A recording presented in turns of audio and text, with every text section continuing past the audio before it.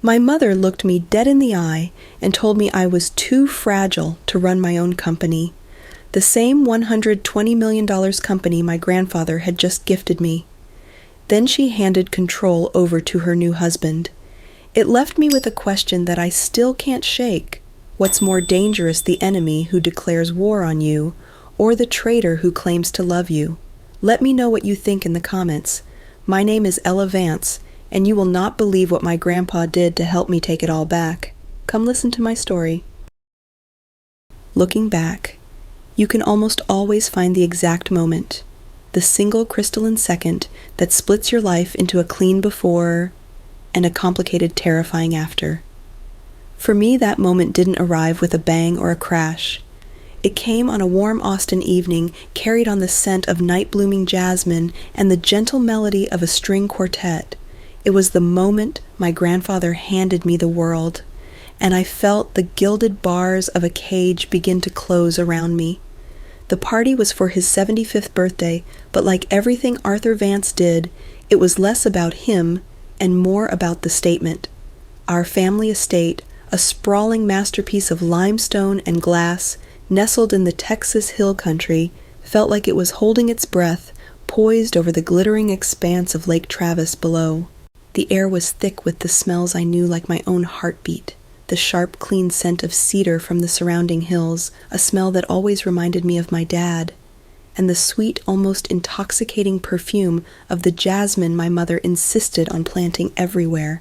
Tonight, though, it all felt different, heavier. I was 23 with a degree from UT Austin that felt like a shield and a paperweight all at once. My diploma in business was for my grandfather, the minor in sustainable design. That was for my dad. He was the dreamer, the one who saw art in architecture and believed we could build a better world, not just a richer one. I felt his absence tonight like a physical ache, a hollow space right next to the gravitational pull of my grandfather's presence. From my spot near the terrace, I had a perfect vantage point.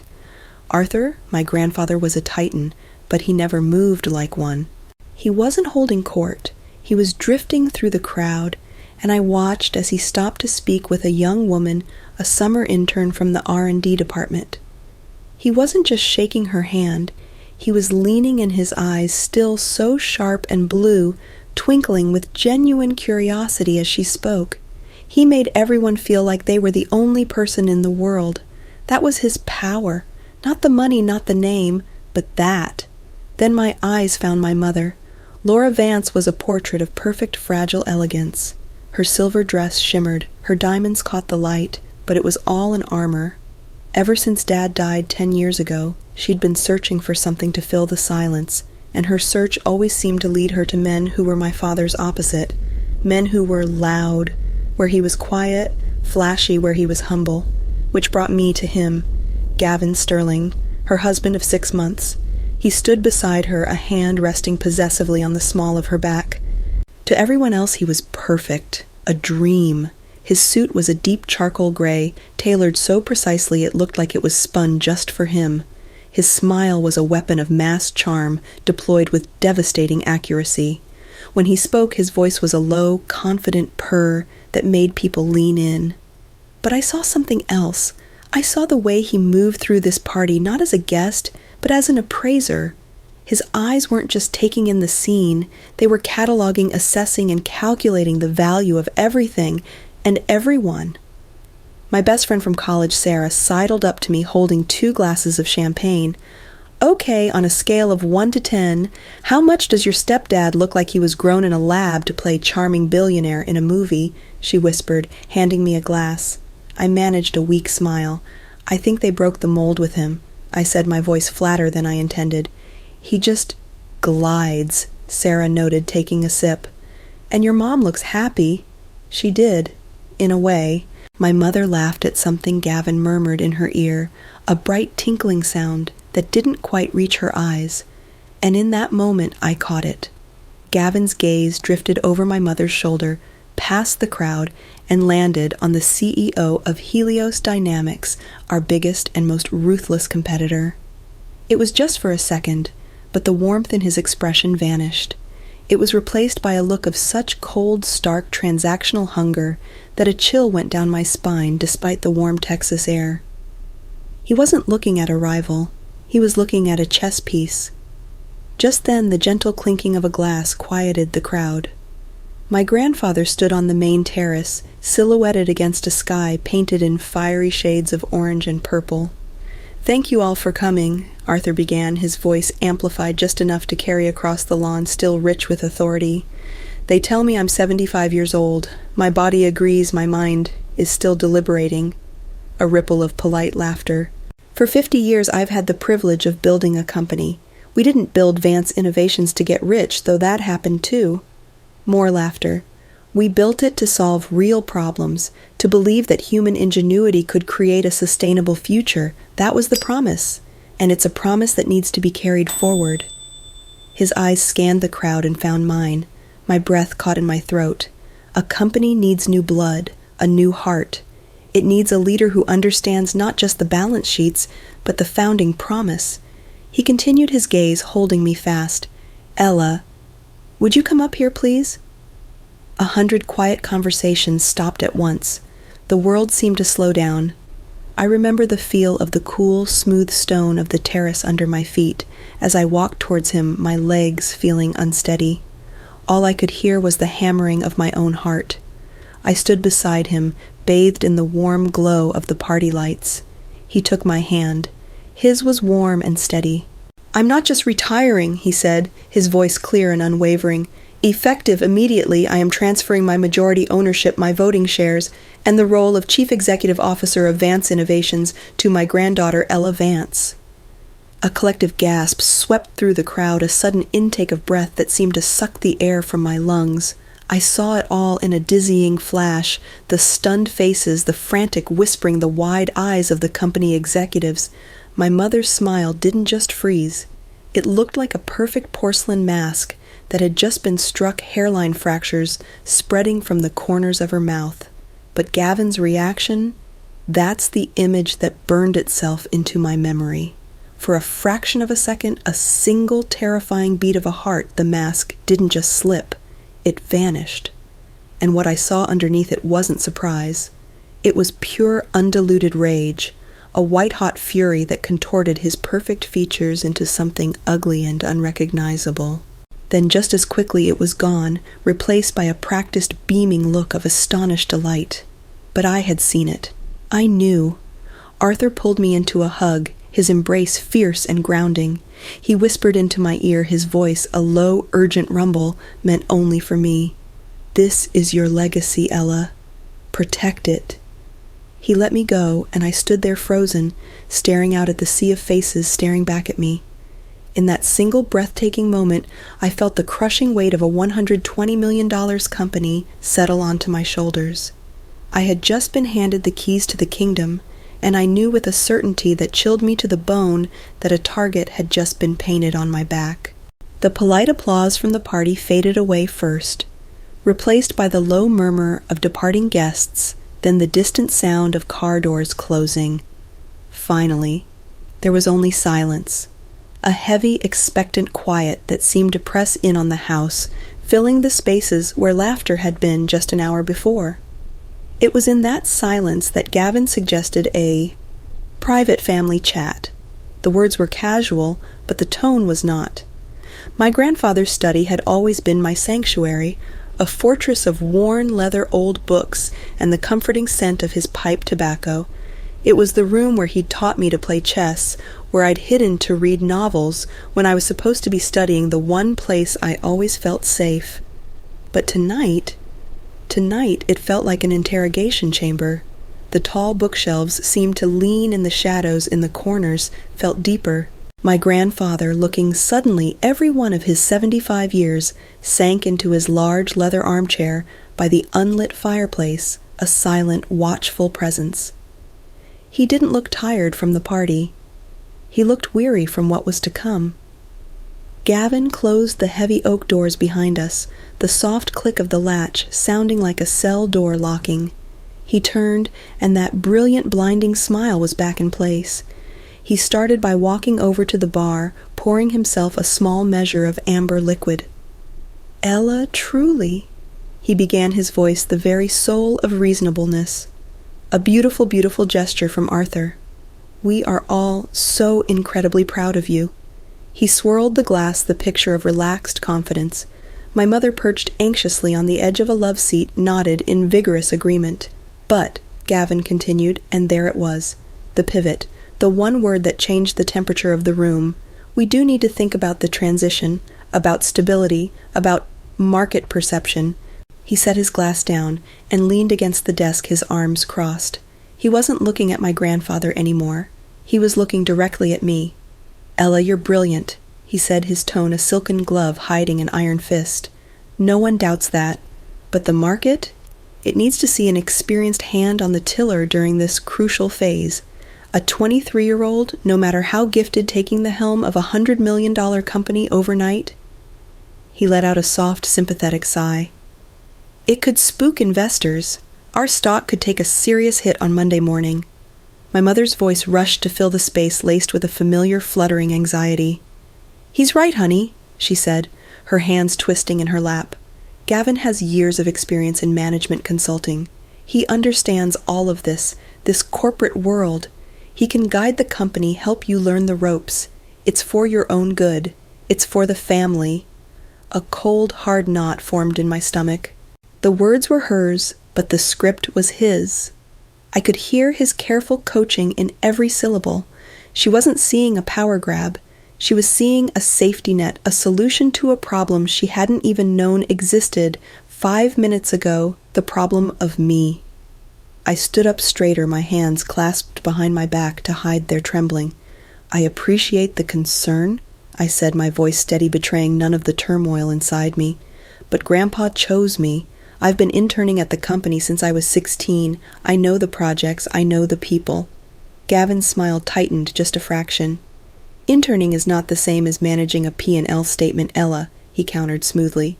Or negotiating with institutional investors or handling a hostile board member. I am suggesting that I step in as interim CEO. The audacity of it sucked the air right out of my lungs.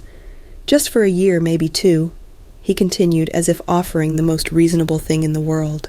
A transition period.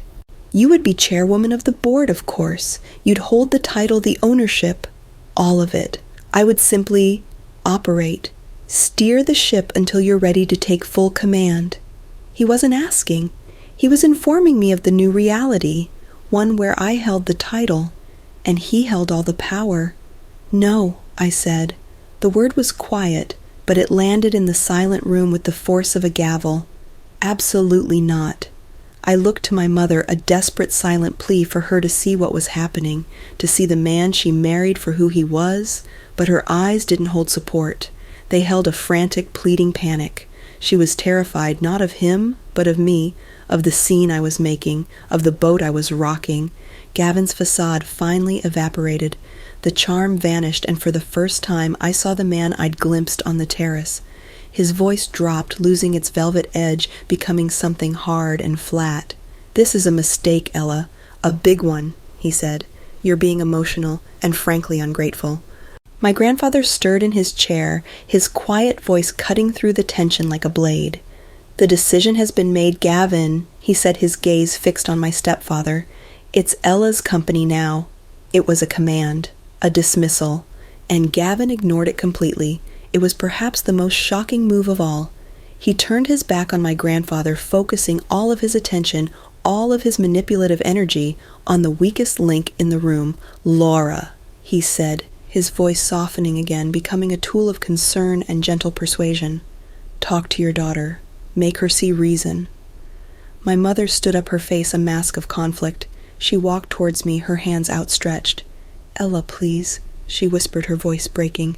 Don't do this. Don't be difficult. We're trying to protect you. He's trying to protect your father's legacy. By stealing it, I asked, the words tearing from my throat. Her face crumpled. She couldn't see it. She wouldn't see it. She looked at me, her husband's will reflected in her tear-filled eyes, and she said the words that shattered the last piece of my childish heart. Ella, she pleaded, her voice barely a whisper, if you can't be part of the solution, then maybe you need to step back until you can. And that was it. The battle lines weren't drawn in a boardroom with lawyers and contracts. They were drawn right here in the heart of my family, in the one room I had always called my sanctuary. And my own mother had just placed me on the other side. For 2 days, I did nothing. I stayed in my small downtown apartment, the silence a buzzing, high-pitched frequency in my ears. The confrontation in my grandfather's study played on a loop in my head, my mother's pleading eyes, Gavin's cold dismissal, my grandfather's weary silence. After letting the shock and the hurt wash over me, something else began to bubble up. Anger, cold, clear, and sharp. It was a fuel. I would not be the frightened little girl they wanted me to be. I would not step back. So on Monday morning, I woke up with a purpose. I put on my best suit, a charcoal gray that felt like armor. I pulled my hair back into a severe professional knot. I even put on heels. I grabbed my father's old leather briefcase, its worn handle feeling solid and real in my hand. It still smelled faintly of him. As I drove my car toward the Vance Innovations campus, the familiar sleek solar-paneled buildings rising against the bright Texas sky, I felt a surge of nervous energy. This was my company, my legacy. I had a list of department heads to meet, a vision to share, and a speech I'd practiced in the mirror until the words felt like my own. The drive itself was a balm. The familiar curve of the road, the way the morning light hit the live oaks. It was all so normal. I pulled into my designated parking spot, the one right next to my grandfather's, the one that now had a small, freshly painted plaque that read, E. Vance, CEO. Seeing it, it was a validation, a quiet rebuttal to the ugliness of that night. I walked into the massive glass lobby, the familiar scent of good coffee and recycled air greeting me like an old friend. A few people nodded as I passed. "Morning, Ella," someone from accounting called out. I smiled back, feeling the knot in my stomach loosen just a bit. Maybe I had overreacted. Maybe things would be fine. I approached the sleek frosted glass turnstiles that led to the executive wing. I pulled out my brand new access card, the one that also identified me as CEO, and swiped it with a confident flourish. Beep. A harsh, angry red light flashed. The turnstile remained locked. I frowned, a flicker of confusion cutting through my confidence. I swiped it again, slower this time. Beep, red, access denied. "Having some trouble there?" a voice asked. It wasn't Frank the guard, who had known me since I was a kid and always slipped me extra cookies from the cafeteria. This was a new guy built like a linebacker with an earpiece and an uncomfortable expression. "My card, it doesn't seem to be working," I said, trying to keep my voice light. He wouldn't meet my eyes. He cleared his throat and stared at a spot on the wall just over my shoulder. "Sorry, Miss Vance," he mumbled. "Your access level was, changed this morning." The air left my lungs. A surge of cold dread, sharp and sickening, washed over me. I fumbled for my phone, my fingers suddenly clumsy. I scrolled to Maya Chen's number, the CTO, my friend, my mentor, and pressed call. It rang once, then went straight to voicemail. Of course. The guard gestured awkwardly to a low-slung leather couch against the far wall, the visitor's couch. "HR will be down to, speak with you shortly," he said before turning away, clearly desperate to end the interaction. And so I waited. For 15 agonizing minutes, I sat in the lobby of my own company, a visitor in my own kingdom. Employees streamed past their faces, a mixture of curiosity and deliberate ignorance. Some offered tight, pitying smiles. Most just stared straight ahead, pretending they didn't see the new CEO being held in the lobby like a delivery person. The humiliation was a physical thing, a hot flush that crept up my neck. Finally, a man I vaguely recognized came gliding across the marble floor. Mark, I think his name was. The new head of HR, a man Gavin had hired a month ago. He was slick, all-polished shoes and a smile that never touched his eyes. "Ella," he said, his voice smooth as oil. He didn't offer to shake my hand. "Thanks for your patience." "Mark," I said, my voice tight, "there seems to be a mistake. I can't get to my office." He nodded, feigning deep sympathy. "Yes, about that." He began avoiding my gaze. "Due to the abrupt nature of the leadership transition, and to ensure operational continuity, The board has taken the temporary measure of appointing Gavin Sterling as acting CEO. He slid a single crisp piece of paper out of a folder. A memo. My eyes scanned the corporate jargon interim period, stakeholder confidence, strategic oversight until they landed at the bottom. It was an authorization document, and there, next to the signature of the board chairman, was another signature. A familiar, elegant looping script I had known my entire life. Laura Vance, my mother, she had signed it. She had signed the order that locked me out. It was no longer just a threat made in a tearful, angry moment. It was a corporate action, a documented official public betrayal. It was a dagger, and her hand had pushed it in. Before I could find my voice, the lights in the lobby dimmed slightly, and a pleasant chime echoed through the space. On the large video wall, an announcement appeared: All Hands Town Hall Meeting, Main Auditorium, 10 a.m. Mark gave me another one of his soulless smiles. Gavin thought it would be best for everyone to hear the news at once, to ensure transparency. There's a seat for you, right in the front row. I was escorted to the auditorium like a prisoner, a spectator at my own execution. I sat in the front row, the empty seat reserved for the CEO, and watched as Gavin took the stage, and he was masterful. He was charming, he was funny, he was self-deprecating. He began by paying a long, glowing tribute to my grandfather's genius. He then spoke of me, his voice dripping with paternalistic affection, praising my passion and my bright, bright future. And then he positioned himself as the reluctant hero, the humble steward, the steady, experienced hand needed to guide the ship through what he called these understandable but uncertain waters. Then came the kill shot, delivered with a surgeon's precision. And while Ella's passion for experimental design is an inspiration, he said, smiling warmly in my direction, we have decided to temporarily freeze some of the more ambitious university-level projects to focus our resources on core profitability and shareholder value. He was undermining my entire vision before I'd even had a chance to present it. He was painting my passion as a childish hobby, a risk to the company. My projects, my father's legacy of forward-thinking design, shelved. I watched the faces in the crowd. The old guard, the ones who had worked with my grandfather for decades, looked skeptical. I saw Maya Chen in the third row, her face a mask of stone, but the newer, younger employees, they were captivated. He was speaking their language. He was promising stability. He was promising bonuses. He was promising a calm, predictable future, and they were buying every word. When the meeting ended, the applause was thunderous. As the employees filed out, it was like a wall had gone up between me and them. People I had known for years, people who had watched me grow up in these halls, now avoided my gaze. They'd shoot me a quick, tight, pitying smile, and then hurry away, suddenly fascinated by their phones. I remained in my seat long after the auditorium had emptied. Eventually I stood up and walked back out into the lobby. It was empty now, save for the new security guard. My footsteps echoed on the polished marble. I stood in the center of that vast, empty glass space, surrounded by the monuments to my grandfather's success, and I had never felt so completely and utterly alone. I hadn't been beaten in a dramatic fight. I had been outmaneuvered, not with a sword, but with paperwork, with charisma, and with a signature from my own mother. I was a ghost haunting the halls of my own company.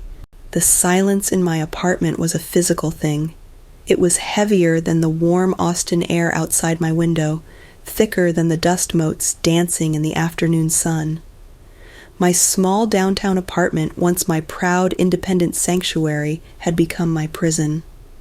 The days bled into one another, a monotonous cycle of waking up too late, staring at the ceiling, and replaying every humiliating detail of the lockout. The corporate coup was complete, and now the psychological siege had begun. My calls to the company went unanswered. I tried reaching out to a few of the senior VPs, people I'd known for years. Their voicemails were always full. My emails were met with polite, sterile, and immediate replies from a Brenda Gavin's new executive assistant. Each one was a variation on the same theme. Thank you for your inquiry, Miss Vance. All communications are currently being routed through the office of the acting CEO for review. We will be in touch in due course. It was a digital iron curtain. I was completely and utterly cut off. The first whisper of the real campaign, the dirty war, came from my cousin Chloe. She was 2 years younger than me and worked in the marketing department at Vance. She called on a Thursday afternoon, her voice a low, worried murmur, as if she was afraid of being overheard through the phone itself. "Ella, are you okay?" she asked, her voice tight with concern. "I've been better, Chloe. What's up?" I said, trying to sound nonchalant. She hesitated. "It's just... people are saying weird things here," she finally whispered. "Gavin, he's been having these closed-door meetings with all the department heads, one by one." A cold dread began to seep into my bones. "What kind of meetings?" "He frames them as leadership check-ins," she explained, her words rushing out now.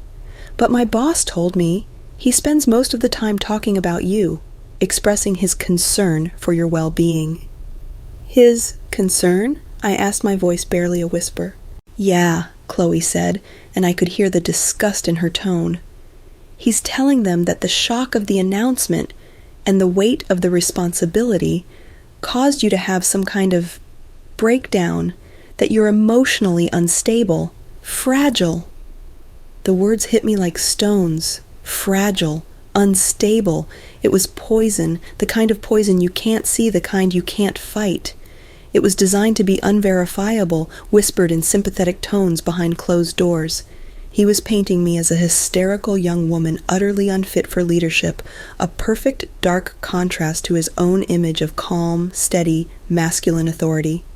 He wasn't just taking my company, he was trying to steal my credibility, my reputation, my sanity. The doorbell rang 2 days later, a sharp, jarring sound that made me jump. I looked through the peephole, and my heart sank. It was my mother. I opened the door, and she stood there, her face a mask of perfectly sculpted worry. She wasn't here with an apology. She was here with a mission. In her hand, she held a glossy tri-fold brochure, its vibrant colors a stark contrast to the gray gloom of my apartment. "Oh, honey," she breathed, her eyes scanning my face, my sweatshirt, my unwashed hair. She stepped inside, her expensive perfume filling the stale air. I was so worried. She guided me to the sofa sitting beside me, her touch gentle. "Ella, honey, maybe some time away would be good for you," she said, her voice trembling with what sounded like genuine fear. She pushed the brochure into my hands. The cover showed a serene-looking woman doing yoga on a cliff at sunset. The title read, "Sonora Skies Wellness Retreat, Rediscover Your Balance." "Gavin is so worried," she went on, her words tumbling out in a rush. "He said you seemed so overwhelmed at the party that you were just fragile. He's only trying to protect the company, Ella. He's trying to protect your father's legacy until you're feeling stronger." Something inside me snapped. A dam of frustration, betrayal, and profound grief that had been building for days. It just broke. "He's not protecting me, Mom!" I shouted, bolting up from the sofa. The brochure fell to the floor. "He is manipulating you. Can't you see it? He is stealing my company, and he is turning you into his goddamn puppet." Her face crumpled, shock turning to anger. "Don't you dare speak to me that way," she cried, her voice rising to match mine. "Gavin is a good man. He is trying to help. You are the one being selfish and paranoid. You're throwing away everything your grandfather and your father worked for because of your pride." "My pride!" I yelled, my voice cracking. "He locked me out of my own office. He's telling people I'm crazy. And you signed the paper that let him do it. You chose him. You chose a man you have known for 6 months over your own daughter." The words hung in the air between us, ugly and true. Her face went pale. The fight drained out of her, replaced by a deep, wounded sorrow. She stared at me, her eyes filled with tears, but also with a strange, terrifying blankness, as if she was looking at a stranger. I don't know who you are anymore," she whispered, her voice breaking. She turned without another word, snatched her purse from the counter, and walked out, closing the door softly behind her. That line, "I don't know who you are anymore," it broke me. In that moment, staring at the closed door, the brochure for the wellness retreat lying on my floor like an indictment. I believed her. Had I gotten it all wrong? Was I paranoid? Was I ungrateful and emotional? The whispers weren't just in the hallways of Vance Innovations anymore. They were inside my own head. I sank onto the sofa, curling into a tight ball, wrapping my arms around my knees. The city lights of Austin began to twinkle on outside my window, a million vibrant lives continuing on while mine had ground to a halt. I felt utterly, completely alone, betrayed by my mother, ostracized by my colleagues, and so thoroughly outsmarted by a man I barely knew. Despair was a physical weight pressing down on my chest, making it hard to breathe. And then, my phone rang. The sound was so loud, so intrusive in the suffocating quiet, that it made me flinch. I let it ring, wanting only to be left alone in my misery, but it persisted. I glanced at the screen, my vision blurry with tears. The name glowed on the screen. Arthur Vance. My hand trembled as I swiped to answer. I couldn't even manage a hello. There was just a choked sob on my end. His voice came through the line, not angry, not disappointed, just calm, impossibly wonderfully calm and steady. "Ella," he said, and the sound of my own name in his voice was like an anchor in a raging sea. "I think it's time we talked." He paused for a beat, and then he said the 6 words that changed everything. "I'm downstairs." The sound of the door opening was slow, deliberate. I didn't even get up from the sofa. I just pulled my knees tighter to my chest, a human knot of misery, and waited. My grandfather stepped inside, closing the door softly behind him. He didn't look angry. He didn't look disappointed or defeated. He looked patient. He looked like a chess grandmaster who had been waiting for his opponent to make a predictable, foolish, and utterly fatal move. His eyes took in the seen me, a tear-stained wreck in a sweatshirt I'd been wearing for 2 days, the sad little brochure for the wellness retreat lying on the floor, the general air of despair. He didn't say a word about any of it. He simply walked past me, his footsteps silent on the rug, and went into my small kitchen. I heard the click of the gas stove, the sound of water running in the kettle. He was making tea. The simple, familiar, comforting ritual was so profoundly normal that it felt absurd, and it cut through the fog of my despair like a lighthouse beam. A few minutes later, he came back with 2 mugs, the steam from the Earl Grey fragrant in the still air. He handed one to me, his hand steady, and sat not on the sofa but in the armchair across from me, creating a space between us. I expected a pep talk, a gentle, "It's going to be okay, kiddo." I expected him to tell me to be strong. Instead, he took a slow sip of his tea and looked at me over the rim of the mug, his eyes sharp and analytical. He did it faster than I expected. He said, his voice a calm conversational murmur. "The public humiliation, turning your mother, it's all from his standard playbook." I stared at him, the mug trembling in my hands. The words didn't compute. My brain felt slow bogged down in grief. What are you talking about?" I managed to ask, my voice hoarse. "Gavin," he said, setting his mug down on the end table with a soft click. "Or rather, Gerald Stone. That's his real name. One of them anyway." My jaw went slack. The fog in my head began to burn away, replaced by a sharp, cold shock. You knew," I whispered, the words catching in my throat. "You knew he would do this." My grandfather's gaze didn't waver. "Ella," he said, and there was a new hardness in his voice, the flint of the man who built an empire from nothing. "I've been in business for 50 years. I didn't get here by being naive. I hired a private investigator the day after your mother announced her engagement to him." He leaned forward slightly. "Gerald Stone has a history, a pattern. He targets wealthy, emotionally vulnerable women. He marries them, integrates himself into their financial lives, liquidates what he can, and disappears. I knew exactly who he was before he ever set foot in my house." The revelation hit me like a physical blow. It was so staggering, so complete, that for a moment I couldn't breathe. The despair that had been choking me for days began to transform into something else, something hot and sharp, a slow-burning anger, and beneath it, a tiny flickering ember of hope. Why? I finally asked the question tearing out of me. Why didn't you stop it? Why didn't you tell her? Why did you let him? Because she wouldn't have believed me, he said simply, his voice softening with a note of sadness. She would have seen it as me, the overbearing father-in-law, trying to control her life again. She would have defended him even more fiercely. I would have lost her, and he would have won anyway. He paused, letting the truth of that sink in. And more importantly, Ella, the board, the employees, they needed to see this for themselves, and you needed to see it. He looked at me, and his expression was one of profound, tough love. I needed to see what you would do. Handing you that company wasn't just a gift. It was a test. It was a crucible. I had to know if you would fight for it. I was speechless. The whole thing, the party, the announcement, it had all been a deliberate, calculated move, a gambit in a game I didn't even know I was playing. He reached into the inner pocket of his jacket and pulled out a slim silver tablet. He placed it on the coffee table between us and swiped it on. The screen lit up, displaying a complex, beautiful schematic, a web of interconnected nodes and data streams. This, my grandfather said, his voice low and intense, is Project Nightingale. I recognized the name. It was the company's most secret, most ambitious project, the Holy Grail.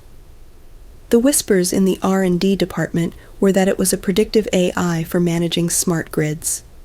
Technology that was a decade ahead of anyone else. It was rumored to be worth more than the rest of the company combined. It's the ultimate prize, Arthur said, a thin, dangerous smile playing on his lips. And Gavin or Gerald is a man who simply cannot resist the ultimate prize. He tapped the screen and the schematic zoomed in on a central core. For the last year, he explained, I have been personally overseeing the creation of Project Nightingale, and its true purpose has nothing to do with smart grids. He looked at me, letting me connect the dots. It's a honeypot, he said, confirming the wild thought taking shape in my mind. A digital fortress, an exquisitely constructed labyrinth of fake code misleading datasets and impenetrable firewalls. Its only purpose is to be a trap. My breath hitched. My God. Gavin will think he's stealing the crown jewels. Arthur continued, his voice alight with the thrill of the strategist. He'll pour all his energy and resources into cracking it, or more likely trying to sell its secrets to a competitor.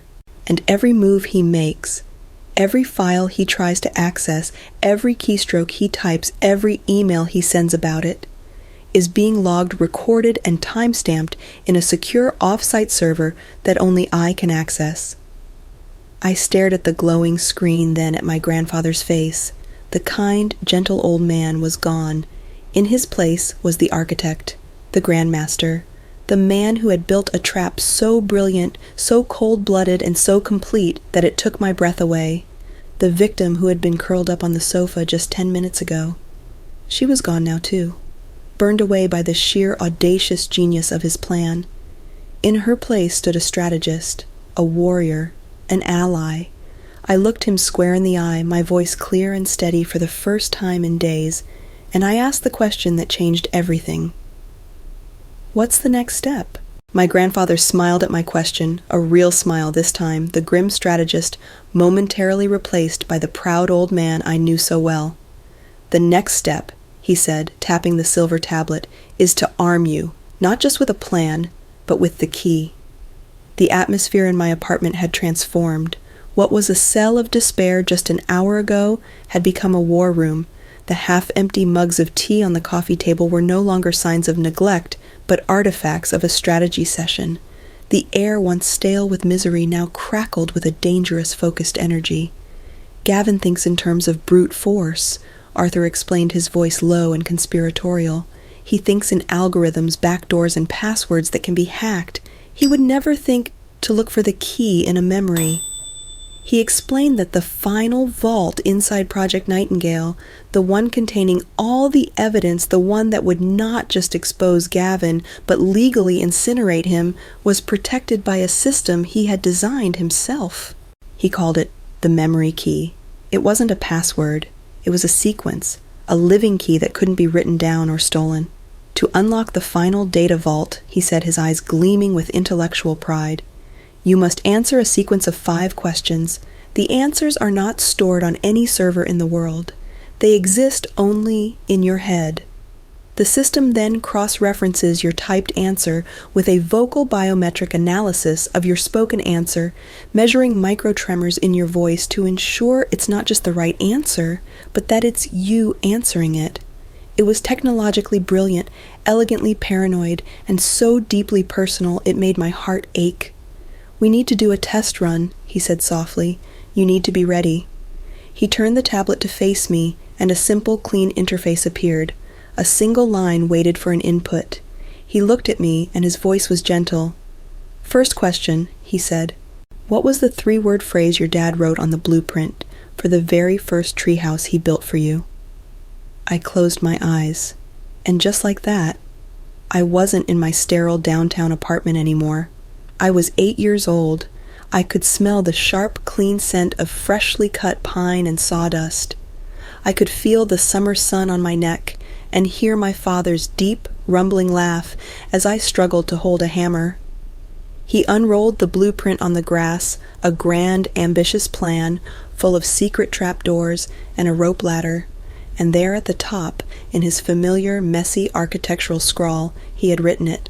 My eyes opened. Ella's launch pad, I whispered, and then typed the words into the tablet. A green check mark appeared. Very good, Arthur nodded. Next question. After the 98 ice storm, we rescued a stray dog from the side of the road. What absurdly formal name did you give him? A laugh bubbled up out of me, a genuine, surprising sound. I hadn't laughed in what felt like a lifetime. I remembered that poor scruffy mutt, all matted fur and terrified eyes, who we nursed back to health. I had insisted with all the gravity a 10-year-old could muster that he deserved a name with dignity. Mr. Higgins. I said, a wide grin spreading across my face as I typed it in. Another green check. I always liked that dog, Arthur chuckled. He was smarter than most of my VPs. His smile faded slightly. All right, third one. During your first failed attempt at baking for the company bake sale, what ingredient did you mistake for sugar? I groaned, burying my face in my hands for a second. Oh God, not that. I could still remember the horror on the face of the head of accounting when he bit into one of my rock-hard, disastrous cookies. Salt, I mumbled, typing it in. An entire cup of it. Check. The mood in the room shifted. Arthur's voice was softer when he asked the next question. Fourth question, Ella. What was the title of the science fiction novel your father was reading to you the week before he passed away? And that one? That was a punch to the gut. The laughter died in my throat. The memory was a sacred, painful place. I was 12, curled up on the sofa next to him, his voice a low rumble as he read about starships and time travel. It was the last book he ever read to me, the last story. Tears pricked my eyes hot and sudden. My throat felt tight. It took me a moment to find my voice, and when I did, it was thick with emotion. Hyperion, I whispered. I typed the single word, my fingers unsteady. The green check mark felt like a small, silent validation of a memory I held so close. I know that was hard, Arthur said gently. Just one more. He leaned forward, his expression intense. The day I decided to start Vance Innovations, I was sitting on my porch, terrified out of my mind. Your father, who was just a boy, then came out and asked me what I was doing. I told him my one guiding principle, the reason for all of it. What was it? This one I knew like I knew my own name. It was the foundation of everything, the ethos of our family. Solve the real problem. I said, my voice clear and strong again. I typed it in, and the final green check mark appeared. The screen flashed, authentication complete. I looked up at my grandfather. The journey through those 5 small questions, it had done something to me. He hadn't just given me a tool. He had reminded me of who I am. My strength didn't come from a business degree or the money or the name. It came from the memory of sawdust and a father's love, from the shared laughter over a silly dog, from the lessons learned in failure, from the stories that shaped my heart, and from the core principle that guided everything. The anger and the fear were still there, but they weren't in control anymore. They were fuel. I was centered. I was Ella Vance, daughter of a dreamer and granddaughter of a titan. Arthur reached into his jacket again, and this time pulled out a small metallic object no bigger than a thumb drive. It was cool and heavy in my palm. "Everything you need is on this," he said. "The backdoor access protocols to get a message to Maya Chen, the entire legal framework David Roth has already prepared, the dossier on Gerald Stone." He closed my fingers over the device. "The rest is up to you," he said, his gaze locking with mine. "I've built the weapon, Ella, but you have to be the one to wield it. It has to be you." The weight of the small device in my hand felt immense. It was the weight of my past, the key to my future. But for the first time since my world had been turned upside down, I felt strong enough to carry it. The small encrypted device my grandfather had given me felt heavy in my pocket. It was a weapon, but a weapon is useless without someone to help you aim it. The plan, brilliant as it was, hinged entirely on having someone on the inside. A loyalist, an ally who could move through the company's digital hallways undetected. And on that very short list, there was only one name that truly mattered: Maya Chen. Maya was our chief technology officer.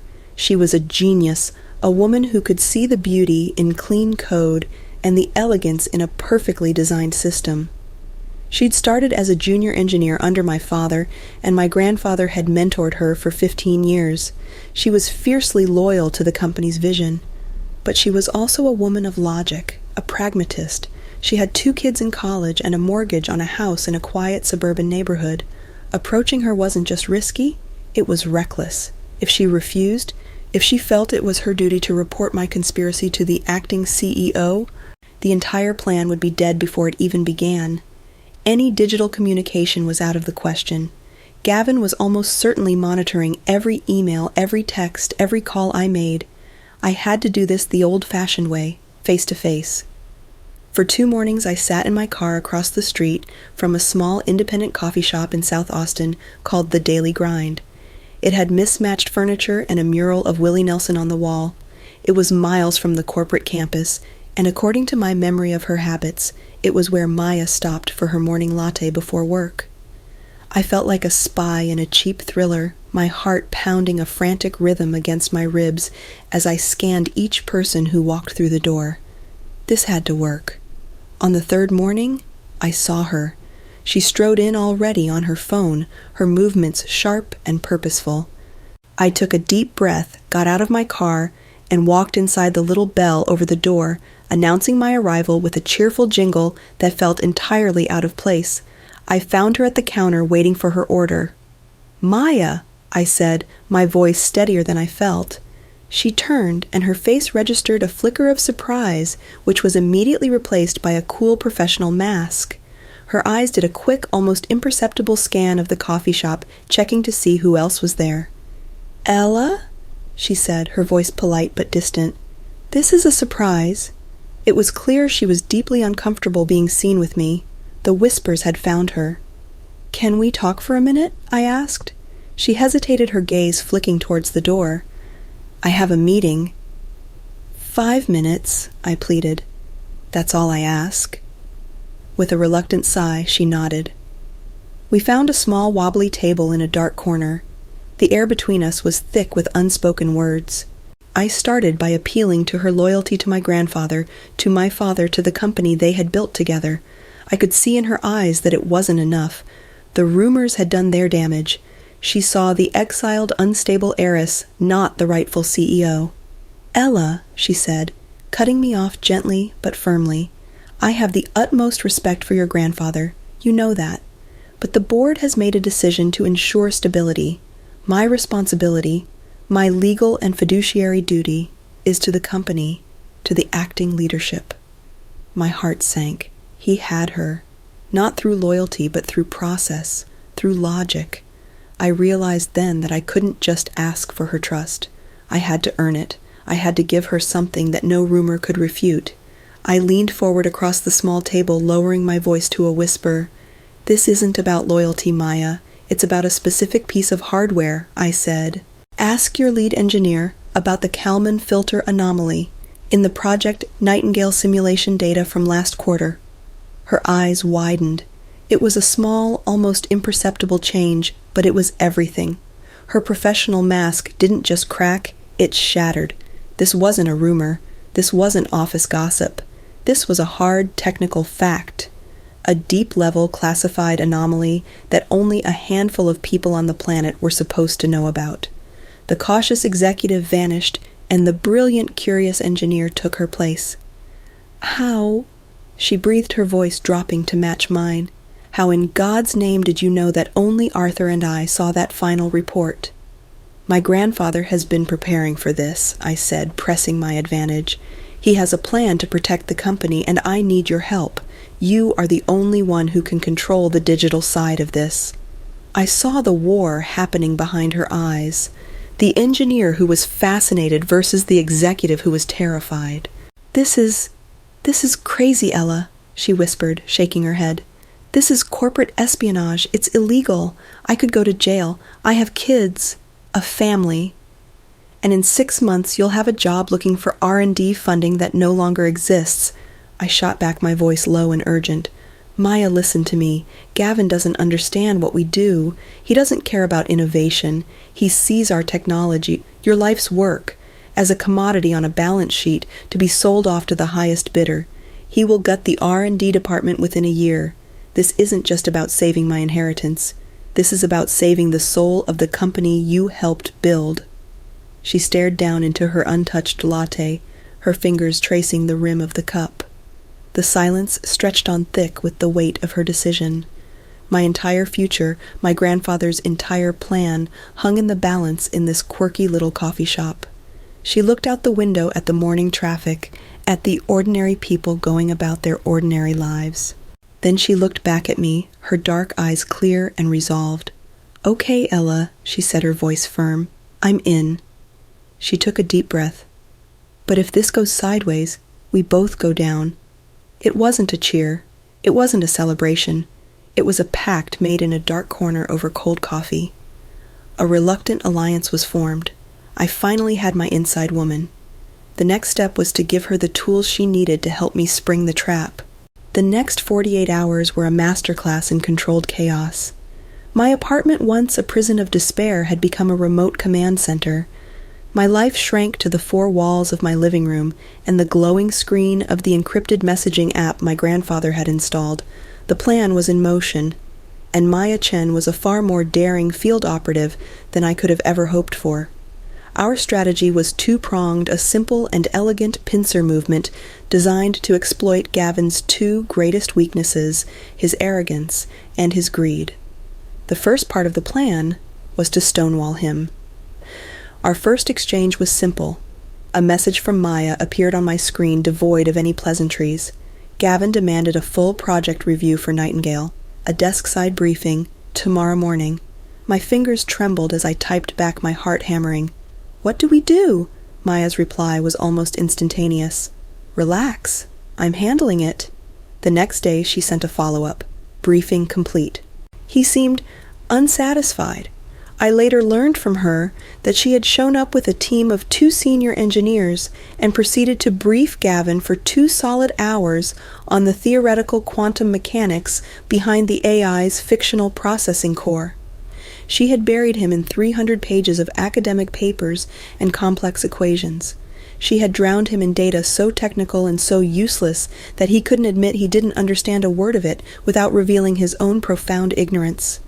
Every roadblock she put up, every protocol she cited, it only made the prize seem more valuable, more secret, more desirable. His frustration was the engine, and we were expertly feeding it fuel. The second part of the strategy was to dangle the bait. 3 days later, Maya sent another message. Phase 2 is in motion, leaked the breakthrough to Jeff in sales. He ran to Gavin's office like his hair was on fire. The breakthrough was a piece of pure fiction. We had concocted a supposed new development in Nightingale's predictive algorithm that would allow it to anticipate energy market fluctuations with 99% accuracy. It was a lie, but it was a beautiful, multi-billion-dollar lie. And Gavin, who saw technology only in terms of its market value, swallowed it whole. Hook, line, and sinker. My life became a tense waiting game, punctuated by the soft chime of Maya's updates. Each one landed like a stone in a still pond, sending out ripples of fear and exhilaration. He took the bait, called an emergency meeting with the finance team to model out the new valuation. He's furious about the Nightingale security protocols. I think he's trying to find a third-party security firm to crack it. Let him try. And then the message that made my blood run cold. Got a hit. Outgoing encrypted comms from his office terminal to a server registered to Helios Dynamics. Helios Dynamics. The Sharks. Our biggest, most ruthless competitor, known for hostile takeovers and for gutting their acquisitions for parts. This was it. This was the confirmation we needed. Gavin wasn't just trying to consolidate his own power. He was actively trying to sell off the company's most valuable asset to our mortal enemy. The plan was working, but it was leading us into far more dangerous territory than I had ever imagined. The final piece of proof came late last night. Maya had taken a huge risk. Acting on a hunch, she had managed to get a technician she trusted to install a keylogger on the specific office terminal Gavin used for his private communications. The message she sent me contained no commentary. It was just a screenshot of fragmented text captured from a draft email. Exclusive access to Nightingale IP will be granted post-acquisition. Guarantee of Senior VP Global Strategy is non-negotiable. Acquisition at a depressed valuation following the board's removal of E. Vance will be swift. I stared at the words, my fury a cold, hard stone in my chest. This wasn't just about my mother or my inheritance or even my pride anymore. This was treason, a deliberate, calculated plan to sell out every employee, every project, every principle my grandfather and my father had ever stood for, all for a title and a payout. The final frantic call from Maya came just after noon today. I answered on the first ring. There were no pleasantries. Her voice was sharp, agitated, stripped of its usual calm. "He's making his move, Ella," she said, her words clipped. "He's doing it." "What do you mean?" I asked, my hand gripping the edge of my desk. "He's trying to get the board to authorize an asset transfer," she explained, her voice low and rushed. "He's framing it as a strategic partnership with Helios, but it's a sale. He's giving them everything. He's called an emergency board meeting." "When?"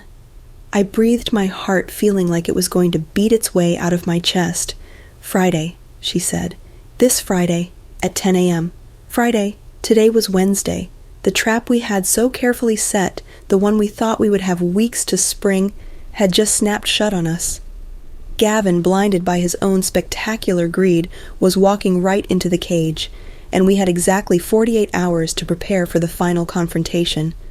I hung up the phone and walked over to the calendar on my wall. I stared at the small, innocent square marked Friday, my mind racing. The stakes were no longer just about control. They were about survival. 48 hours to save the entire legacy of Vance Innovations from being dismembered and sold for scrap. With less than 48 hours on the clock, the time for covert operations was over. It was time to assemble the War Council. The first stop was an imposing old-world law office downtown, a place that smelled of aging paper leather and the quiet, unshakable confidence of old money and older secrets. David Roth's office was the polar opposite of Gavin Sterling's entire existence. There was no modern art on the walls, no sleek chrome furniture. There were just books, floor-to-ceiling shelves groaning under the weight of case law legal histories and leather-bound statutes. David himself was carved from the same old-world stone. He was in his late 60s with a bulldog's jowls, a shock of unruly white hair, and eyes that had seen every kind of corporate treachery imaginable. He was my grandfather's attorney, his friend, and his bulldog. My grandfather and I sat across the massive mahogany desk from him. The scared, broken young woman who had curled up on her sofa a week ago was gone. In her place was a CEO.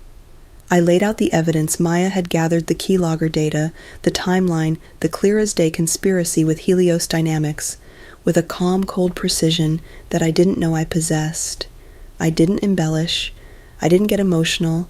I just presented the facts. David listened, his face a perfect, unreadable mask. He didn't interrupt. He just steepled his fingers, his gaze fixed on the files spread across his desk. When I was finished, a long silence filled the room. Then he looked up not at me but at my grandfather. A slow, grim smile spread across his face. "It's a beautiful trap, Arthur," he said, his voice a low, gravelly rumble. "Vicious." He picked up a copy of Gavin's emails. "I love it." He then became all business, the gruff demeanor replaced by a laser-like focus. "But it's not enough to expose him in the boardroom, Ella," he said, turning his sharp gaze on me. "We have to do this in a way that is legally airtight. We need to destroy him so completely that he can never ever come back from it." For the next hour, he laid out the legal strategy. It was a multi-pronged assault. His team would begin drafting injunctions to freeze any assets Gavin had tried to move. They would prepare a comprehensive evidence package, not just for the board, but for the district attorney's office. He was already coordinating with the corporate fraud division of the Austin PD. "When you make your move on Friday," David warned, his expression deadly serious, "it will be a firestorm. The press will be all over it. There will be investigations. There will be fallout that you can't even predict yet. Are you prepared for that?" "I am," I said, my voice unwavering. He nodded, satisfied. "Good. Now, let's talk about the board." The math was brutal. Of the 12 board members, we could count on 4 of the old guard, the ones whose loyalty to my grandfather was absolute. Gavin, through a combination of charm and strategic appointments made before the party, had at least 4 in his pocket. My mother, technically a board member, was an unknown quantity, likely to abstain or follow Gavin's lead. That left 3 swing votes. We had to flip at least one of them. The most likely candidate was a man named Ben Carter. He was a rising star in the Austin tech scene, a venture capitalist in his late 30s who ran his own successful fund. He was smart, ambitious, and deeply pragmatic. He respected my grandfather, but he was also a man who was easily swayed by a show of strength and a clear path to profit, 2 things Gavin had been projecting masterfully. "I'll talk to him," my grandfather started to say, but I cut him off. "No," I said, surprising both of them. "I have to do it." Arthur looked at me, a flicker of surprise in his eyes, which was quickly replaced by a deep, knowing pride. "You're right," he said.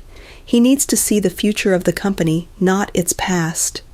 The meeting with Ben Carter took place that evening at a quiet, expensive bar in the lobby of the Four Seasons Hotel.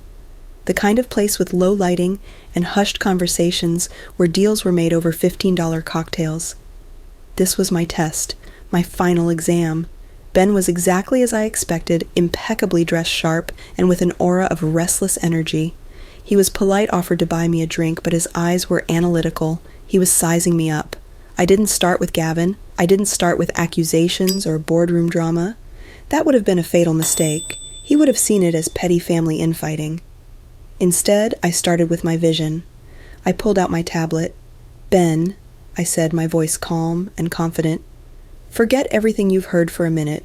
I want to show you something." For 20 minutes, I walked him through the future of Vance Innovations as I saw it. I showed him my designs for a new line of aesthetically beautiful, energy-efficient building materials. I showed him my plans for a new R&D incubator designed to attract the brightest young minds in sustainable tech. I talked about integrating our smart grid technology with urban planning, about creating entire communities that were not just smart, but beautiful and sustainable. I spoke with the passion and the deep, granular knowledge that I knew for a fact Gavin could only fake. I wasn't just telling him I could lead this company, I was showing him. I watched his face as I spoke. The polite, detached interest of the venture capitalist slowly shifted into the engaged, focused curiosity of the innovator. He started asking questions, sharp, insightful questions, and I had the answers.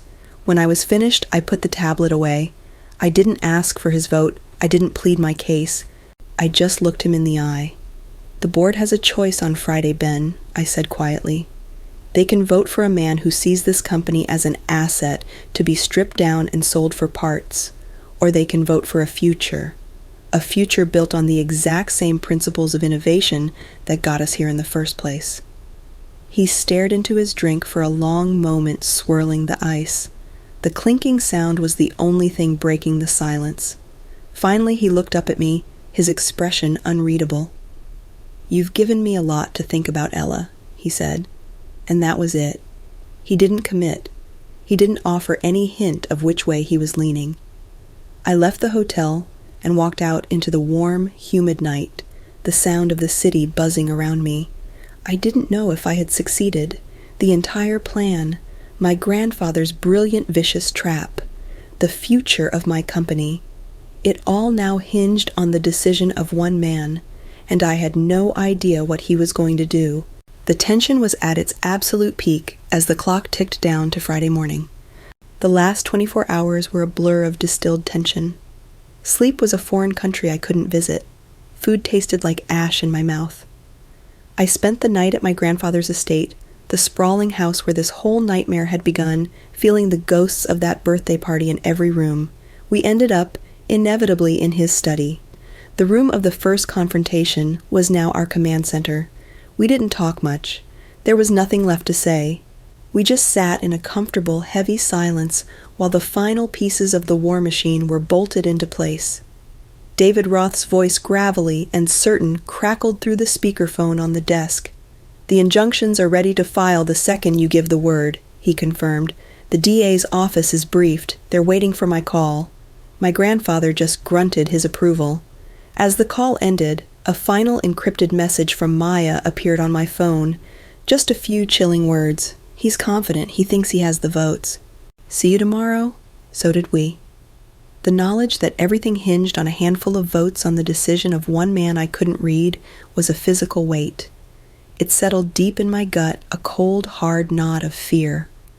The morning arrived, cool and crisp, the kind of deceptively beautiful Austin day where anything feels possible.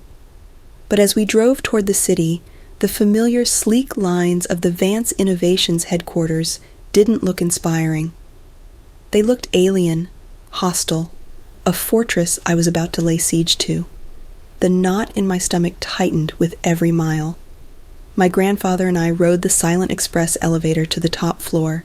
He was wearing his finest suit, a dark navy wool that the old guard employees had nicknamed his battle suit. He looked every inch the Titan he was, his face set like granite. As the elevator doors slid open, he looked at me, his sharp blue eyes meeting mine. He gave me a single firm nod. No words were needed. We were ready. We walked into the boardroom. The air was thick with a tense, formal silence. The 12 board members were already seated around the long, polished mahogany table, their faces reflected like distorted masks in its dark, mirror-like surface. And at the head of the table, in my grandfather's traditional seat, sat Gavin. He looked powerful. He looked confident. He looked completely and utterly in his element. As I took my seat across from him, he gave me a slow, condescending, pitying smile. It was the smile of a predator who believed its prey was already defeated. My mother was there, sitting in a chair just slightly behind him, a pale and nervous shadow. She stared intently at the glass of water in front of her, refusing to meet my eyes. And then there was Ben Carter, the swing vote. He sat directly across from me, his expression a carefully constructed, unreadable blank. He gave me a curt, almost imperceptible nod, and that was it. The meeting began. The first part was Gavin's stage, and he played his role to perfection. He was slick. He was professional. He was utterly convincing. He presented his strategic partnership with Helios Dynamics, not as a sale, but as a brilliant, forward-thinking move to secure the company's future. It was, he argued, a necessary injection of capital to fully realize the immense potential of Project Nightingale. He had charts. He had projections. He had a confident, easy answer for every question thrown his way. Then he turned his attention to me. "Of course," he said, his voice dripping with false sympathy, "we must be guided by logic, not sentiment." He didn't look at me, but everyone knew who he was talking about. He was painting me as a well-meaning but naive heiress, a child whose sentimentality was a direct threat to the company's financial health. I watched the faces around the table, and my heart sank. A few of the newer board members, the ones Gavin had courted, were nodding along, their expressions serious and convinced. From my vantage point, it looked like he was winning. When he finished his presentation, he sat down the picture of composed authority. He looked directly at me, then his eyes holding that same infuriating, pitying smile. "Ella," he said, his voice soft enough for only those nearby to hear. "I know this is difficult, but this is what's best for the company your grandfather built." The condescension was a slap in the face, but I held my composure just as Arthur had coached me. I kept my expression neutral, my hands steady in my lap. William Taylor, the longtime chairman of the board, cleared his throat and turned his attention to me. "Miss Vance," he said, his tone formal. "Do you have a response?" The entire room was silent. Every single pair of eyes was on me. Gavin's smug, triumphant gaze, my mother's terrified, averted one, Ben Carter's unreadable, analytical stare. This was it, the moment of truth. I took a slow breath, letting the silence stretch for just a beat longer. I looked across the polished table directly at Gavin's smug face. I stood up, slowly. "I do," I said, my voice clear and ringing in the quiet room. "But my response isn't a presentation." I paused, letting the words hang in the air before delivering the final line. "It's a demonstration." A hush fell over the boardroom, so complete that I could hear the faint hum of the air conditioning. Gavin's smug smile faltered, replaced by a flicker of confusion. The board members exchanged uneasy glances. This was not in the script. Gavin has spoken at length about the immense value of Project Nightingale. I began, my voice clear and steady, echoing slightly in the tense silence. He is so convinced of its value that he's willing to sell it off. I think, before we vote on that, the board deserves to see exactly what it is they're giving away. Gavin let out a short, dismissive scoff. "That's impossible," he said, waving a hand as if shooing away a fly. "The project is under strict multi-layered security protocols that even our senior engineers can't bypass without authorization." "Exactly," I replied, a hint of steel in my voice. I turned my gaze to the side of the room. "Maya, would you please bring the Nightingale interface up on the main screen?" Maya Chen nodded, once her expression calm and professional. She tapped a few keys on her laptop. The massive 85-inch screen behind Gavin, which moments ago had been displaying his profit projections, flickered to life. A sleek, minimalist, and heavily encrypted login interface appeared, the words "Project Nightingale Secure Access" glowing in a soft white light. I walked slowly from my seat, the sound of my heels clicking deliberately on the floor, until I stood before the screen. "The system is protected by a protocol my grandfather designed," I explained, my voice narrating the events for the captive audience. "It cannot be bypassed. It cannot be hacked. It can only be unlocked by the designated heir. Let's see if it works." I plugged a small wireless keyboard into the system's auxiliary port. A single line appeared on the screen waiting. "Authentication query 1 of 5. I took a breath and began. I spoke the question clearly, and then the answer. Question: what was the 3-word phrase on the treehouse blueprint? I typed Ella's launch pad. For a moment, nothing happened. Then a soft chime echoed, and a green check mark appeared. A low murmur rippled through the room. I continued, my voice growing stronger, more confident with each word. Question the stray dog's formal name. I typed Mr. Higgins. Another chime, another check. I could see Gavin out of the corner of my eye. He was no longer smiling. He was pale, his jaw clenched. I glanced at my mother. Her brow was furrowed in confusion, her mind clearly struggling to place these forgotten fragments of our family's history. Question the failed baking ingredient, I said, allowing myself a small, grim smile. I typed, salt, check. Gavin was starting to sweat. His carefully constructed composure was draining away, replaced by a dawning, panicked horror. He was realizing this was not a system he could talk his way around. This was my life, my memories. A lock he could never pick. I arrived at the 4th question, the one that still hurt. My voice cracked just slightly with the weight of the memory. Question: what was the title of the science fiction novel my father was reading to me the week before he passed away? I took a shaky breath. Hyperion, I whispered, and typed the word, check. This is a circus, Gavin suddenly shouted, bolting to his feet. His chair scraped loudly against the floor. A trick? This is a complete waste of the board's time and has no bearing on the business at hand. I advise you to sit down and remain silent, Mr. Sterling. David Roth's voice cut through the room like gravel. He hadn't moved from his seat, but his authority was absolute. The proceedings of this meeting are being officially recorded. Gavin froze his eyes, darting between David, me, and the screen. He slowly, reluctantly sank back into his chair. I turned to the final prompt. Question my grandfather's guiding principle, I said, my voice now ringing with cold authority. I typed, solve the real problem. The screen flashed brightly. Identity verified. Welcome Ella Vance. But instead of lines of source code or complex schematics, the screen populated with a clean, simple file directory, and at the top, a single folder. The title was printed in bold, stark letters, Gavin Sterling Internal Audit. I clicked it. The first file was an audio clip. I pressed play, and Gavin's own voice, confident, conspiratorial, and utterly damning, filled the silent room. It was the recording of his call with the Helios VP plotting the takeover, laughing about the board's gullibility. I watched as the color drained completely from his face. I clicked the next file. A cascade of his emails to Helios filled the screen, detailing his demands for a senior VP position and a massive payout. I clicked the next file, and the last. It was the complete dossier from the private investigator, his real name Gerald Stone, and photos of him with other women, his previous wives, the other wealthy families he had scammed. The room erupted. Board members were on their feet, shouting, pointing. My mother let out a soft, strangled sob, her hand flying to her mouth as she saw the undeniable proof of the man she had married.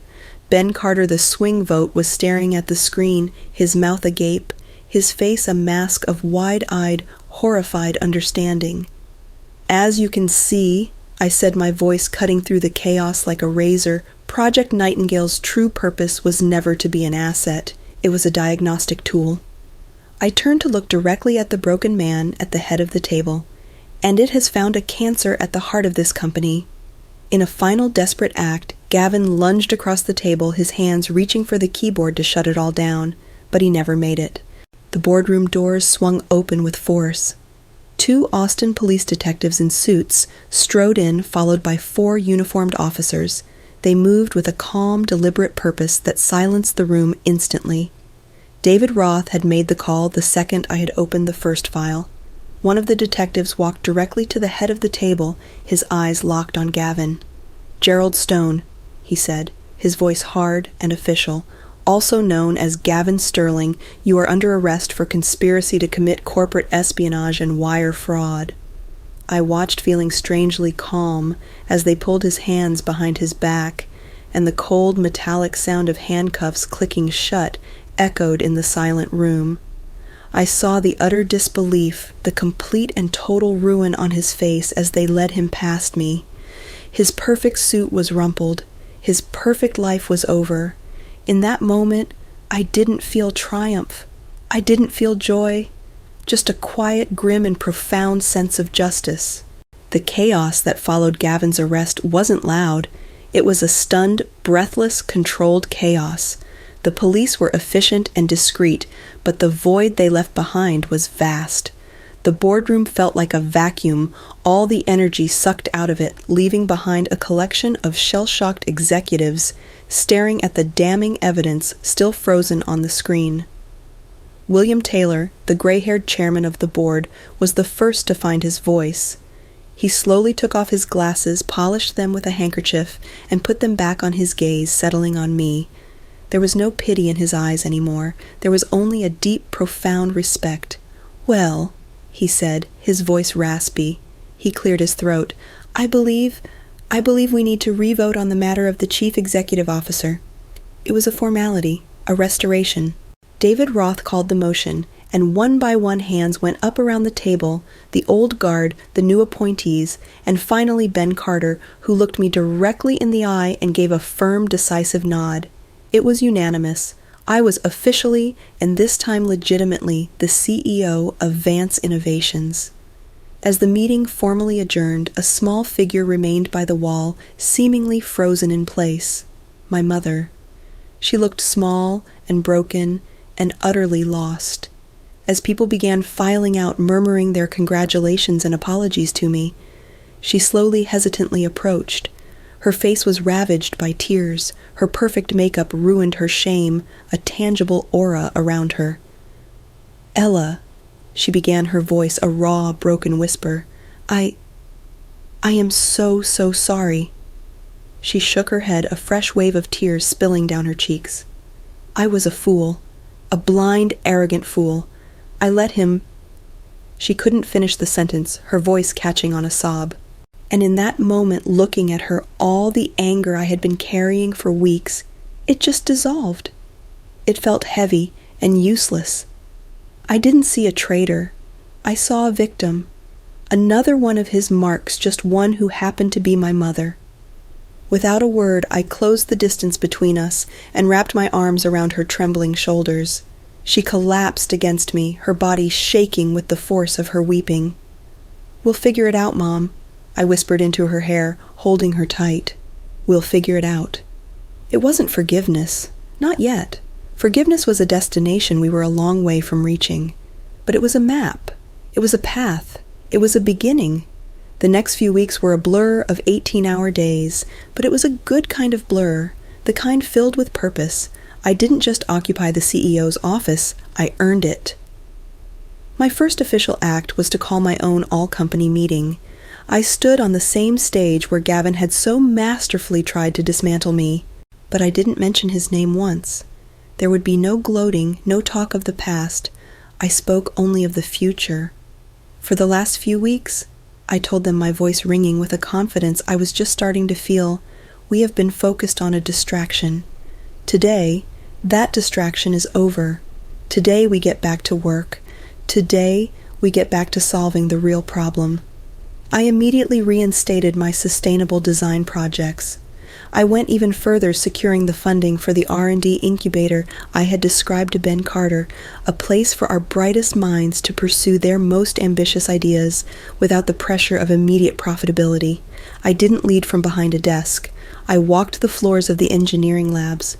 I listened to the technicians on the manufacturing line. I ate lunch in the crowded, noisy cafeteria. I wanted them to see that their leader was not some distant figurehead, but someone who respected the work, who was fascinated by it, who was one of them. And slowly, the atmosphere in the company began to change. The fear and uncertainty left over from Gavin's brief toxic reign began to dissipate, replaced by a new exciting current of energy and purpose. The final scene of the drama played out on a quiet Tuesday night about a month after the takedown. I was in my office, the CEO's office, a title that now felt less like a costume and more like my own skin. I was hunched over my desk, a stylus in my hand, sketching out an idea on my tablet for a new type of energy-efficient building material, a composite of recycled plastic and carbon fiber. I was so absorbed I didn't hear the door open. "Don't you ever sleep?" I looked up, startled, and smiled. My grandfather was standing in the doorway, leaning against the frame, just watching me. "Look who's talking," I retorted, gesturing to the late hour. "I thought you'd be at home reading a book." He smiled back, a gentle, proud smile that lit up his entire face.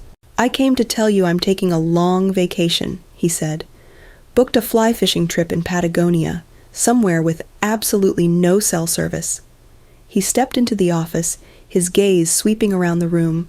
He looked at my designs pinned to the corkboard on the wall, at the confident mess of my papers and prototypes, at the way I now inhabited the space. His eyes softened. "You don't need me anymore," he said, his voice quiet. He looked me straight in the eye. "You solved the real problem, Ella." He turned then, and without another word, he walked away down the silent, empty hallway, leaving me in charge. The torch had been passed.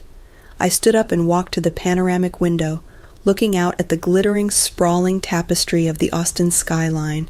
The fear that had been my constant companion for so long, it was gone. In its place was a quiet, steady confidence. The road ahead wouldn't be easy. I would make mistakes. I would face new challenges, but it was my road to walk. I had been tested. I had been betrayed, and I had emerged stronger.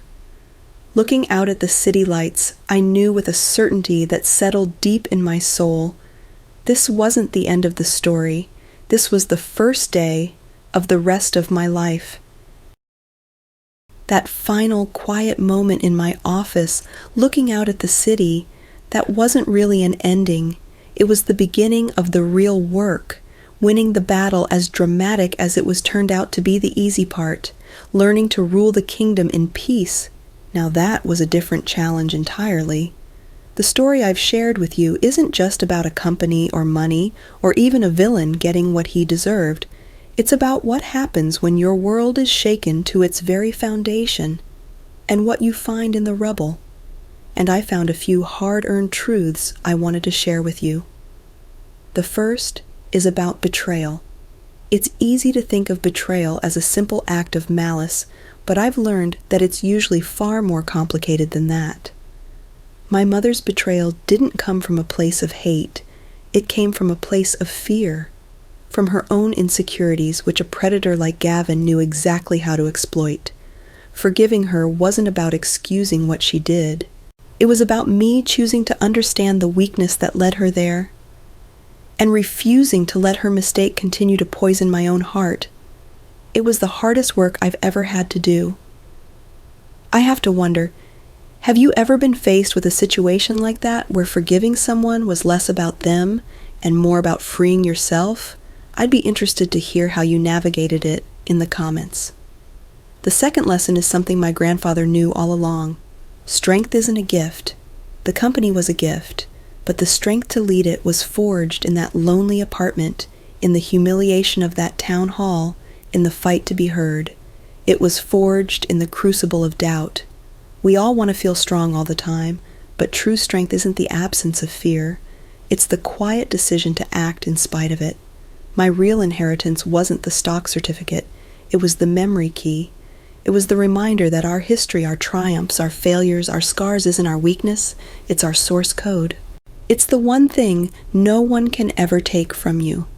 And that leads to the thought I want to leave you with: the world will always test the legitimacy of your crown, but it can never question the truth of your scars. They are yours. They are the proof that you have lived and fought and survived. Finally, I learned that there are two types of power in this world. There's the kind Gavin chased, the loud, flashy, fragile kind, built on a perfect suit, a charming smile, and a foundation of lies. And then there's the quiet kind, the kind that's built on competence, on integrity, on showing up day after day and doing the work. The first kind of power demands respect. The second kind commands it. One is an illusion. The other is real. If this story made you think about the nature of strength or the difficult act of forgiveness, leave a comment below. I truly believe our stories are how we make sense of the world, and I'd love to read yours. And if you appreciate stories about finding power in unexpected places, about fighting back when the world tries to count you out, then I hope you'll join our community. Don't forget to subscribe to the channel so you don't miss the next story. Thank you for listening.